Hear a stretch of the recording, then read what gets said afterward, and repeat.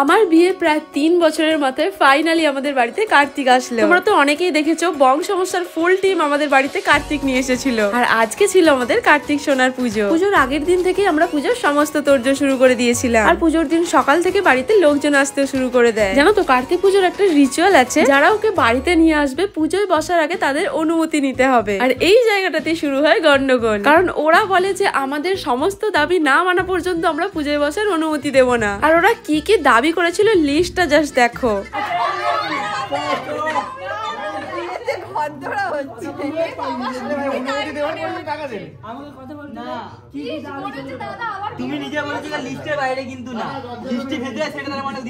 তো যাই হোক, শেষ পর্যন্ত অনেক বার্গেনিং করার পর একটা অ্যামাউন্টে এসে ওরা রাজি হয়। তো ফাইনালি আমরা ওদের কত টাকা দিলাম আর কার্তিক পুজোর সারাদিন আমরা কি কি করলাম তার একটা ফুল ভিডিও এসে গেছে সুদীপ তৃষা ভাইবস ইউটিউব চ্যানেলে। তোমরা ঝটপট করে যাও, গিয়ে ফুল ভিডিওটা দেখে এসো, দারুণ মজা হয়েছে।